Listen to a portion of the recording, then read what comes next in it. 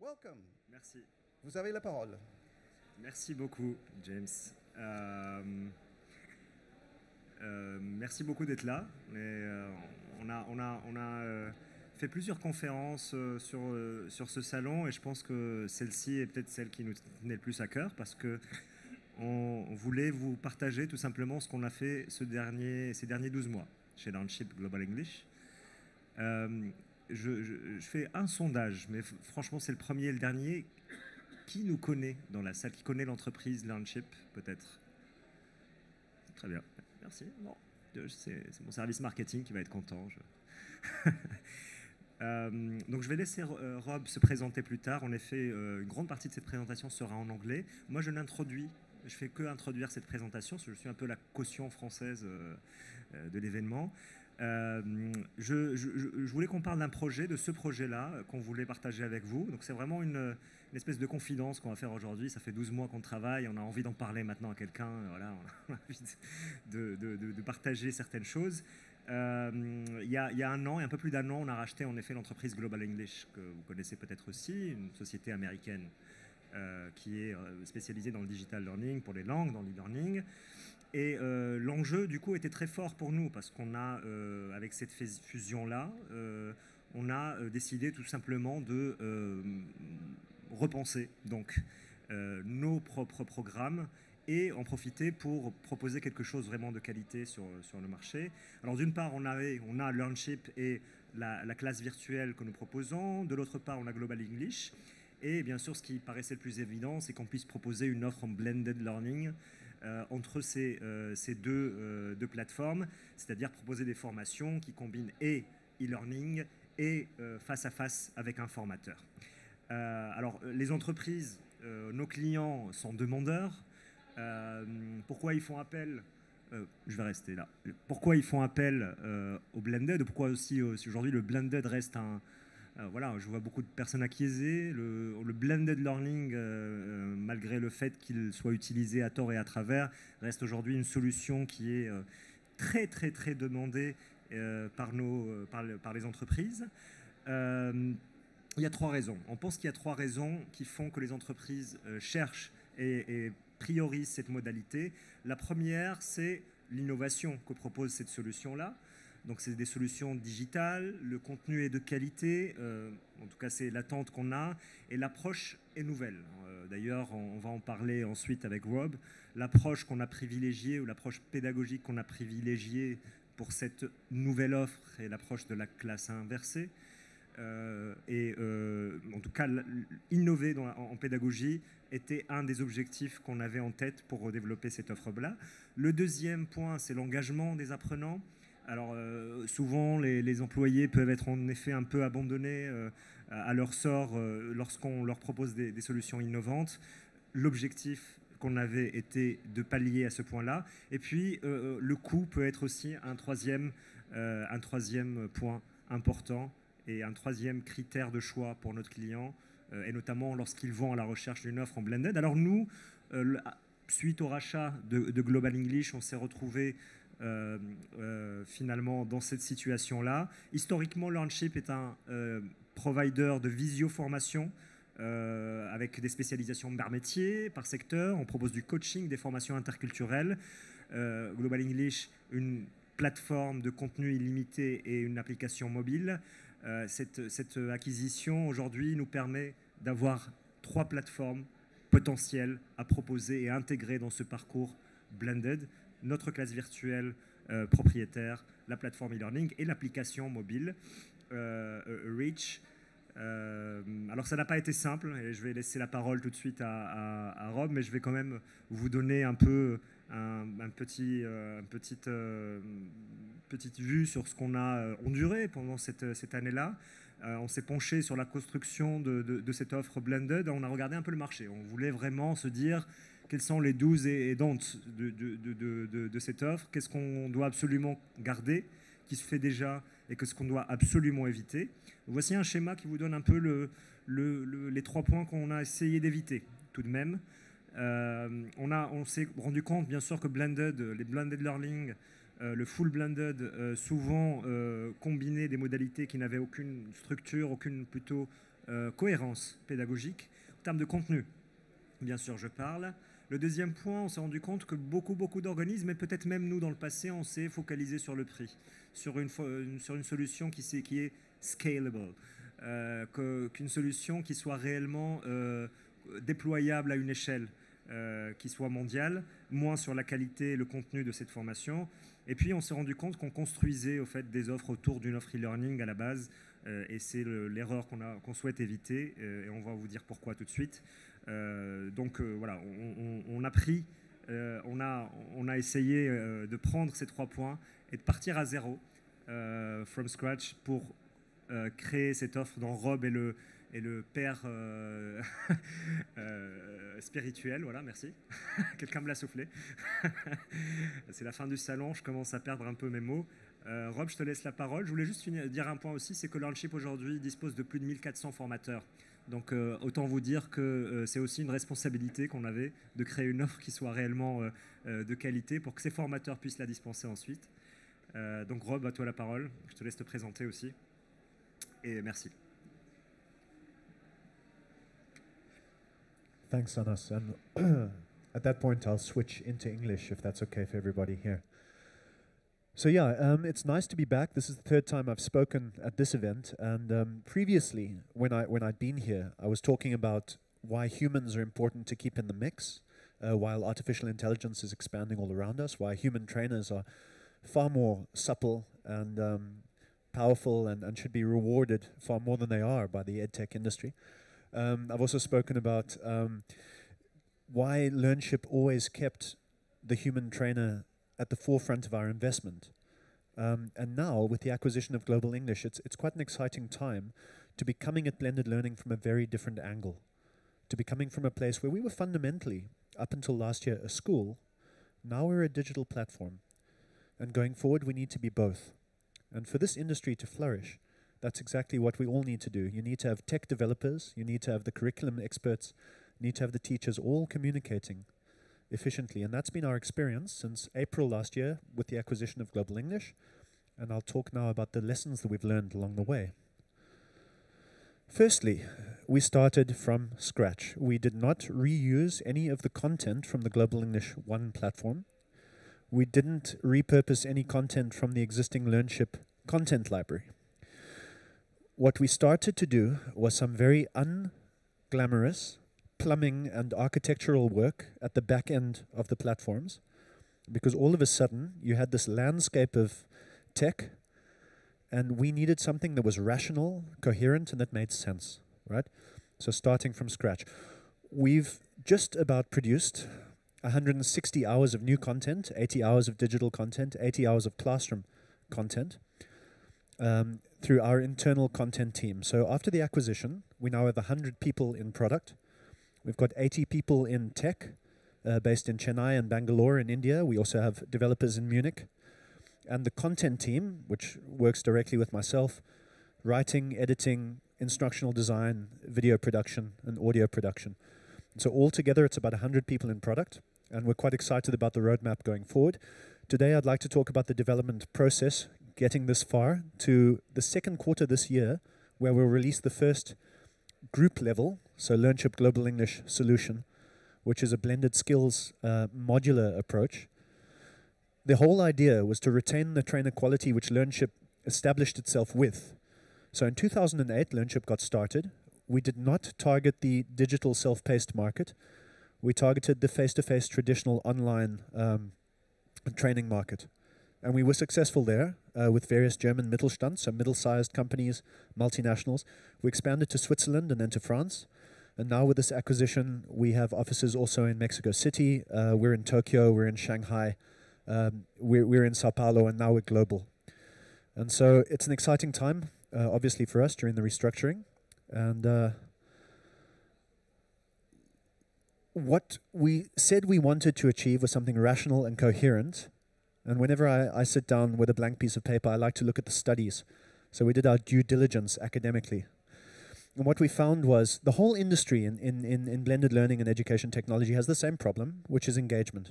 Okay, and the US Department of Education published a study, I think this was 2010, if I'm correct, yep, basically that the more instructor involvement there is, the more engaged people are. Humans are engaged by other humans, as I've said before in previous years.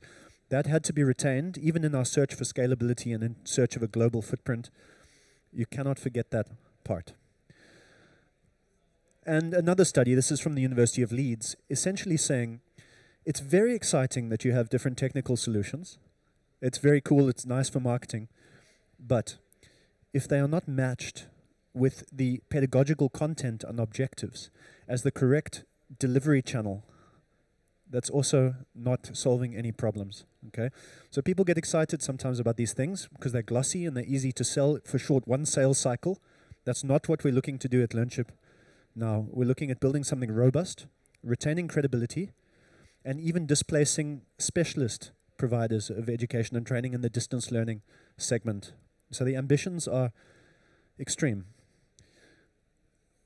The solution that we created integrates various different delivery channels. You've obviously got the platform itself, the digital platform for self-paced learning. You've got the virtual classroom, and you've got the mobile application. So we inherited the Reach mobile application from GlobalEnglish. We've added functionality to that app. So it was previously a gamified track of business functional language exercises. What we've done now is made it possible for the trainer or the pedagogical team centrally to allocate specific missions to the learners. That was a very important part of having a coherent curriculum. So, we had a lot of discussions within the team as to what would work with learners. We've been conducting an iterative cycle of development in sprints and also conducting user testing throughout. These are just some of the things we chatted about and experimented with. We played with different lengths of videos, different navigation systems, different ways of laying out the page. Essentially, we wanted it to be easy. One of the reasons that engagement suffers is that people find there are too many options, they don't know what they're expected to do, and they log out, they panic. We didn't want that. So we've used a task-based card interface, which is very, very clear. It restricts the options. The logic, or the philosophical logic there, is that people approach training organizations because they're looking for expertise. People go to the doctor when they're sick. You don't expect the doctor to just give you, just take you into a room full of medicine and say, find something, I hope you get better.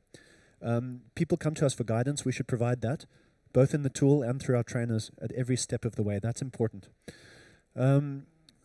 Optimal length of videos and audio. You see on social media these days, videos are just getting shorter and shorter. The attention span of the average person is getting shorter and shorter. And to what degree does the curriculum designer go with that trend? And to what degree do you draw a line in the sand and say, no shorter? Right? That's important. The management of difficulty, I find that's very, very important for engagement.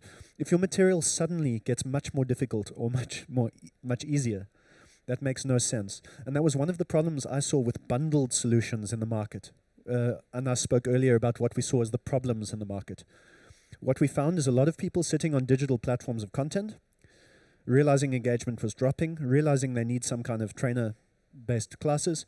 But because all the investment was put into the platform, they underestimate the investment in managing trainers.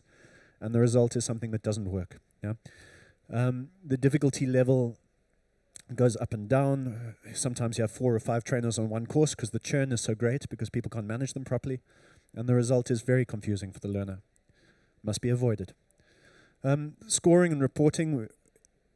With GlobalEnglish, we inherited the dashboard software, which is for HR managers, where you can see how many exercises people have completed, how long they've been on the site, and so on. This is standard sort of dashboard stuff.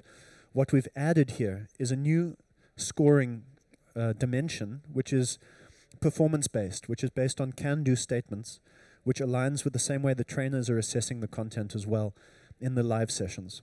So it's a coherent, formative and summative assessment model. Yeah. Good. Okay, now this slide I include just for reasons of discussing the development process. This is an early prototype of classroom content that we wrote. And I don't know if anybody can notice, but lots of text, okay?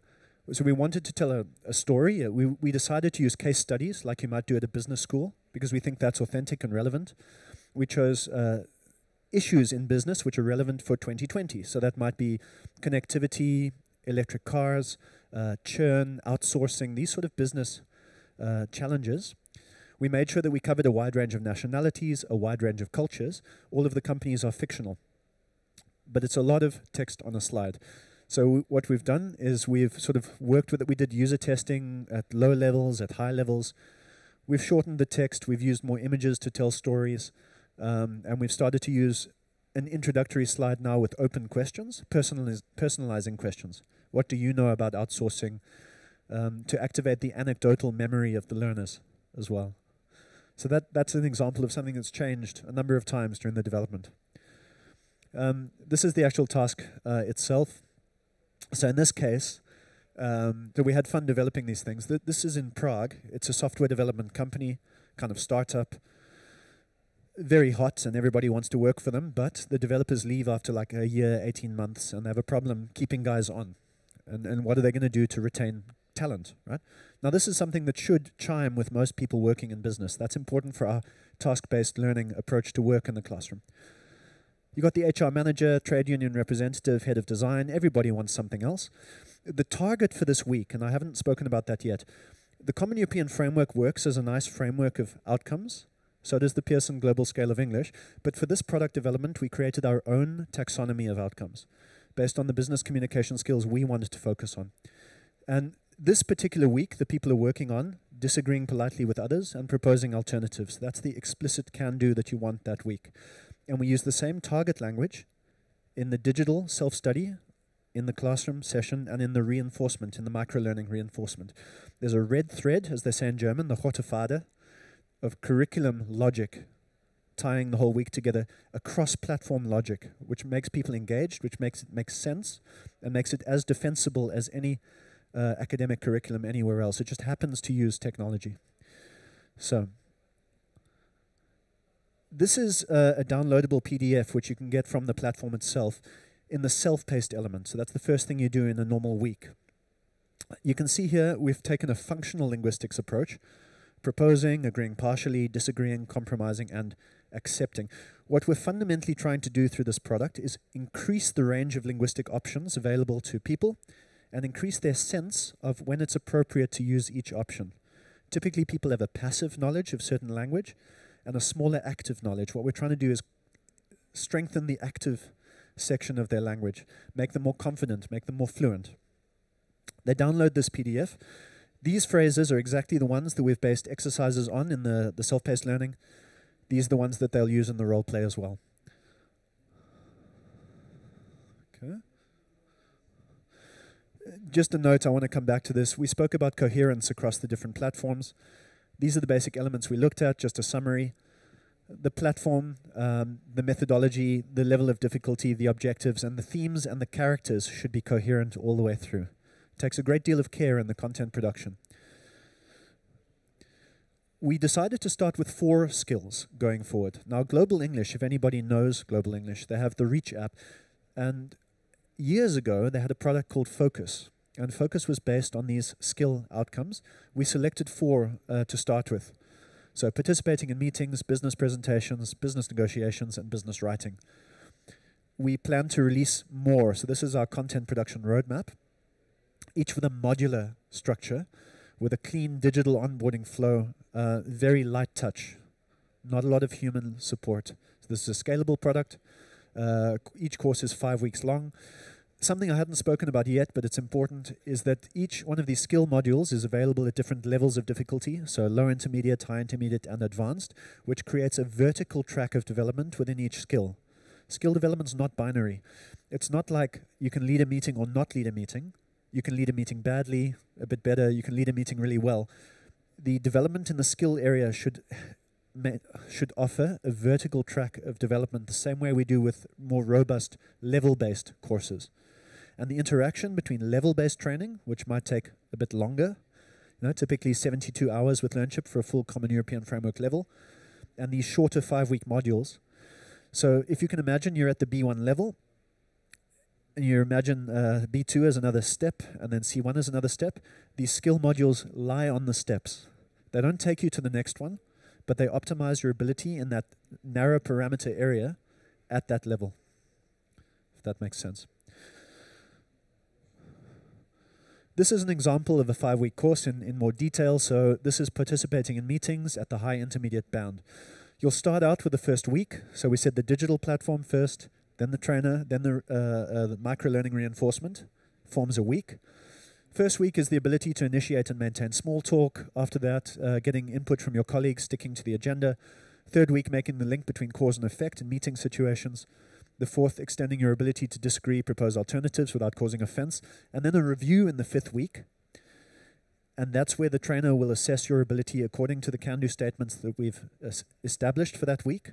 And those are the same can-do statements that you'll see in the digital scoring system, which is reported in the dashboard, which means the dashboard can report both quantitative and qualitatively how well you've done. And as human communication is a performative task, we need the trainer's professional judgment to see how well that's been achieved, right? That's quite important as well. 3 steps, 45 minutes of e-learning, 60 minutes with the trainer, although I'll be transparent with you. We're doing user testing currently, and we're looking at 30 minutes as well. In Asia, it's quite popular to have these shorter sessions. Pedagogically, what it means is you're spending a little bit less time on the setup for the role play. It depends how fluent the learner is. We've had quite a lot of success with shorter sessions with lower level proficiency learners who find an hour quite long. Stronger learners sometimes find it, they need a bit more time to get really into the case study and really have their say. We're initially starting with a one-to-one structure, and when we get our automatic scheduling tool working for groups, we'll open that up as well later in 2020. So yeah, and I can just speak briefly about the first feedback that we received. It's really interesting, actually, that Learnship started in Germany, Switzerland, and France. So we were more of a sort of, well, boutique or on the pricier end of the scale. And we're now playing in markets like Latin America, we're playing in markets like Asia, where a lower price point is more important, offering solutions which meet a sort of wider group of the employee base. So feedback so far has been quite positive. We've tweaked a few things, as we've said. We've looked at shorter sessions. We've looked at providing more scaffolding, more exercises leading up to the role play. Culturally, it's quite interesting. If you're working in Germany, Spain, Italy, people are quite fluent. They want to talk. It's not difficult to get the learner to engage. When you're working with Chinese or Japanese people, it's a little bit harder.